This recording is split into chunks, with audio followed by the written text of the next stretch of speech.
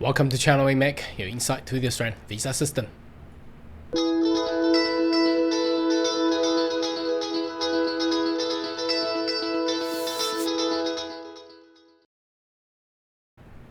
Good day everyone, my name is Carl Young, your online YouTube visa consultant. Are you interested in migrate to Australia? Why don't you consider to subscribe to my channel and turn on the bell on the side, so once you have all the updates and news, you'll be the first one getting all the insight. Alright, today's video we will focus on Western Australia. So on Friday last week, Western Australia has announced they are opened now for the state nomination. Despite there's not much of the changes, but we still need to get you some updates. So opportunity is still there. Now, the other thing I wanted to mention before we explain the new 2021-25 Western Australia state nomination is that we haven't put much emphasis on the skill migration, as we have seen, despite their numbers of quotas has been announced. But we do also know that the new point test is coming out. So for example, for the year 2023 and 24, that was last year, despite they were saying they were, I don't know how many, 30-something thousand skill migration quota to be used, and at the end there's only a minimal or partial quota only be used due to the changes and also to tackle the so-called housing crisis. So whatever the quota number has been announced by the government, it can signify their intentions, but however, how many will actually go through and be nominated or invited is still a question mark. Plus, we do know also the fact there has been a lot of people being invited under subclass 189, 190, and 491 and lodged their application and still waiting for it to be finalized. There's still a lot of backlog going on.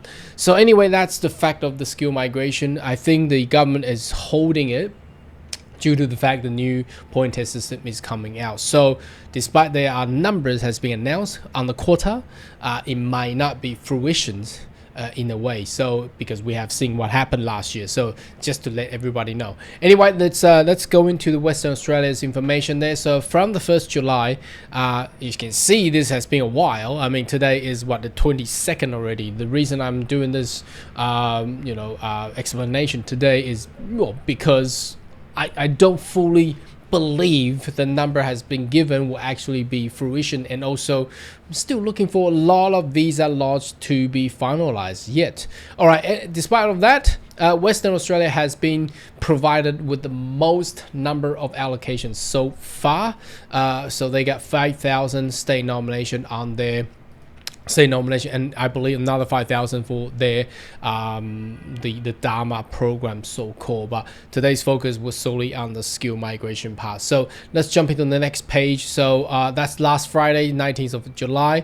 So they are telling us that they're now open, and there are some incentive on the general stream. They are putting more relaxation on the nomination criteria, and the Western Australian government will continue to waive the $200 application fee. So there's no application fee for Western Australia. That's great. So they are scheduled to have invitation round on the every first week of each month. So the first one will begin from August. That will be another 2 weeks to go. Exciting. I don't know how many will actually get invited. Again, once you get invited, you lodge a visa. We don't know how long that will take, but so that's the fact that I want to let everybody know. Anyway, let's go into the detail now. Good thing I wanted to celebrate, shall I? Because Western Australia has due to be the last of the worst website design in the previous comparison to all the other state of the governments. But now I think the new government, the Cook government, is actually doing quite well. Now the first page actually tells you a lot of things, and it's very easy to navigate. So I give this a thumbs up for the government of Western Australia. Now we are going into the detailed criteria. Despite I have gone through those criteria probably a year ago, but I would like to refresh everybody again. So how do we navigate this new Western Australia website? It's pretty easy. You might want to get some information. Now, if you click on these two links, that gets you to the Home Affairs webpage. So we've been there too many times. Let's go into the details. So all right, here we go. So the features on 2024 and 25 program, there's no application fee, so very good. They summarize everything for you. We don't have to navigate here and there, because previously the Western Australia's immigration page was a chaotic web page. You got to jump all around. And currently I think the New South Wales website is not really good either, but Western Australia has been major improved on this one. Okay, equal invitation ranking for interstate and overseas. So this is very good, despite you probably won't even know how many people actually get invited from overseas or interstate. So anyway, that's good, because previously they only do interstate or overseas. I'm not too sure, but anyway, prioritize invitation candidate with an occupation in Western Australia industry sector on critical demand skilled workers. So you might want to find that out, and that we're actually able to find it out from this web page straight away. So it's pretty easy for us to navigate. So you don't have to jump to different pages and relate back to another pages. So it's very convenient now. Reduce employment requirement for candidate invited Western Australian building and construction industry. So that's very good. They should do that for all the other occupation too. But anyhow, additional employment contract arrangement for general skill, WASMO Schedule 1. So we're going to check that out anyway. Okay, so 2024-25 eligibility. So if you would like to consider the invitation of state nomination, your occupation will need to be eligible under the following stream. So I have a detailed explanation in my previous video, but let's just review them today, shall we? So there are actually two. So general stream is actually open up. Anyway, let's start with graduate stream. It's easier to explain that way. Graduate stream basically meant you have study in Western Australia and graduate from Western Australia's institutions. So that can be eligible for international who are completing vet or higher education. So that's and there's a occupation list, so-called GOL, graduate occupation list, and the general stream is basically for anyone else. So that means the skill talent can be coming from overseas or interstate. So there are there are one occupation list with schedule 1 or 2. So basically two occupations there, occupation list there. Okay, check your ability. There's a little check there. So overview the requirement. I'm sorry. So this table is actually quite good. Okay, so let me explain it first, because previously it has been very complex, very hard for people to actually digest what it is. So you need to jump page and coming back to another page and jump to another page to match the requirements. So basically the first column actually says that you need to meet the Home Affairs criteria or eligibility requirement. Well, that's pretty, I think they can remove this page. That's, of course, you need to meet the federal government's of immigration's criteria. So because every tick is there, so that means it's all redundant. You don't need to tell us that. And the other way is nominate occupation available on the relevant list. Of course, I mean, this is anyway, I don't want to say too much. So you see those columns with all the ticks, it just doesn't make any sense. You don't need to tell us that.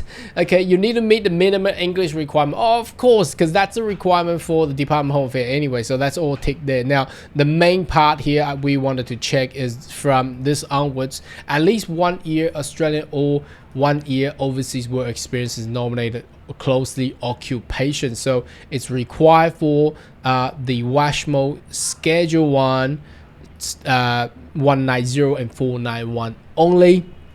All the other ones does not require work experiences. For example, if you graduate from any university of Western Australia, you are not required to have work experiences in order to be sponsored. However, if you do have work experience, you do get more points. So that's just the game plan. Now, Schedule 2, I suspect the occupation there for Schedule 2 will be somewhat more critical. So you probably don't need the work experience work experiences there too. Okay, full-time employment contract with Western Australia at minimum of 6 months in the nominated occupation list. So you need to have a contract agreement with a Western Australia business that has at least 6 months of work. So that's required only for the 190 under the WASMO stream. So that's, you can see that there, very clear. Okay, obtain certificate 3 level or above from accredited Western Australian education institution. That's for graduate stream. So that I think that's why is it there, because I think that's just for the TAFE graduate. But again, TAFE graduate now we're gonna see less and less numbers there. Meet all the graduate stream study requirements. So basically you study in Western Australia, so that's obviously from the graduate stream there. All right, let's jump into the actual detailed criteria on the specific requirements for WASMO Schedule 1. So the occupation has to be in the Schedule 1 of WASMO. We're going to go in there to let everybody know you got to pass your skill assessment. That's pretty sure. You got to meet the department's requirement. And the English requirement, as you can see, it only stays at IELTS 6 across 4 band and equal valent to all the other English test systems there. Previously they will require 7, but I think that's 2 years ago. They have dropped it down after the COVID. Work experience, you must have at least 1 year work experiences from either Australia or overseas. So that's for WASMO Schedule 1, and they count the work experience as at least for 20 hours per week. Evidence of work experience, I'm not going to go through on that one. Contract employment is not applicable for 491. So again, we have seen that. Not going to go into detail of how the contract should actually be because it's pretty generic. Now Schedule 2, the differences there, I think the apart from the occupation list, the English is still the same. Contract employment, or there's no work experiences required for Schedule 2. Again, that I think that will focus on as we have, if we go back, that's where it is. So we don't need Schedule 2 work experiences there for Schedule 2. That's the only differences there for the WASMO Schedule 1 and 2. One require at least 1 year work experiences. The other one does not require work experience prior to be nominated. But however, if you have a work experience, it's always better. Now graduate stream, I think they are mostly the same, but the only thing is you need to graduate from Western Australia. So the study requirement here, you need to at least gain 1 qualification in Western Australia and study in Western Australia on an accredited Western Australia institution full-time in face-to-face at least period of 2 academic years. So the differences here is is that the if we compare to Queensland, they will require a full course to be studied in Queensland. But Western Australia only require 2 years. That means, for example, if you study whatever the courses in a university, so first year you probably study in, say, Sydney, and then you have your study transfer from University of New South Wales to University of Western Australia, and you study 2 more years in Western Australia, then you will meet that requirement. So that's the differences there. Okay, so detail on qualification and vet, that's pretty easy. Everybody will actually know about that. Full-time study, that's all the same as criteria as for the federal government. So I'm not going to go through that one. Western Australia accredited education institution. So a detail, or I don't know how many hundreds in there. I'm not going to go into detail on that one there. Now, if we go further downwards, there is actually a search engine there. As you can see, this is all from the first page of the Western Australia's immigration webpage. So it's actually very convenient now, and you can find out what your occupation actually met the requirement. So if we put in chef, just for the sake of this, apply, it will show it's actually on schedule WASMO Schedule 2. That means you don't need work experiences. Okay, so you still can get in there. If we put in just say whatever the construction industry there, so again, estimator, project manager, C is in the Schedule 2, so no work experience is required. It's also on the graduate stream as well. A study estimator and project manager is actually not that many courses out there. So now with this search functions, it's very easy for you to actually find out whether or not you can actually go through in Western Australia. So if I punch in ICT, as you can see, they're in WASMO Schedule 2, and we haven't even seen any Schedule 1. Let's try accountant. I think accountant will be in WASMO Schedule 1. No, it's still in Schedule 2. Okay, interesting. So it don't require work experiences. Interesting. What about what is in actually Schedule 1? I can't think of any other. What about dentist? Oops, it's in graduate. Okay, Schedule 1. Here we go. You need to have work experience of 1 year. Now that would be well, somewhat pretty hard, but anyway, so health sector there. So that's how you can actually use it, and you can actually download the result. I don't know who will actually download result on this one here, but anyhow, that's for the update for Western Australia's 2024 and 25 state nomination. Should you have more question query, more than welcome to leave comment right down below, and I see you next video. Goodbye.